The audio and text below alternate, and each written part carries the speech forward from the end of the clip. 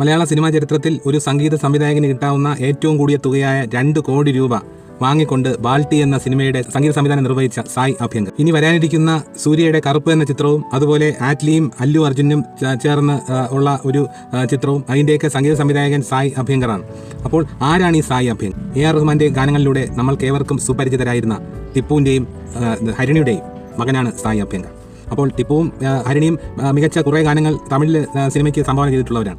ടിപ്പുവിൻ്റെ ഗാനങ്ങൾ മിന്നലെ എന്ന ചിത്രത്തിലെ പാട്ടുകളാണ് എനിക്ക് ഏറ്റവും ഇഷ്ടം. അതുപോലെ ഹരിണി പാടിയ ഇന്ദിര എന്ന ചിത്രത്തിലെ നിരാകായികൃത് എന്ന ഗാനം നമ്മൾ ആരും മറക്കാനിടയില്ലാത്തൊരു ഗാനമാണ്. എന്തായാലും പേരുകേട്ട അച്ഛൻ്റെയും അമ്മയുടെയും മകനായ സായ് അഭ്യങ്കർ കച്ചി സേര എന്ന ഒരു ഗാനത്തിലൂടെയാണ്, ഒരു ആൽബം ഗാനത്തിലൂടെയാണ് ഈ സായ് അഭ്യങ്കർ പ്രശസ്തി നേടുന്നത്. അതിനെ തുടർന്നാണ് അദ്ദേഹം സിനിമാ രംഗത്തേക്ക് ചുവടുവെക്കുന്നത്. എന്തായാലും ബാൽട്ടി എന്ന സിനിമ അദ്ദേഹത്തിൻ്റെ ഒരു സിനിമാ പ്രവേശനമാണെങ്കിൽ കൂടി ഇനിയും വരാനിരിക്കുന്നത് സായ് അഭ്യങ്കറിൻ്റെ നാളുകളാണ് എന്ന് എനിക്ക് തോന്നുന്നു. സായ് അഭ്യങ്കറിൻ്റെ വ്യത്യസ്തമായ ഗാനങ്ങൾക്കും വ്യത്യസ്തമായ പശ്ചാത്തല സംഗീതങ്ങൾക്കും നമുക്ക് കാതോർക്കാം.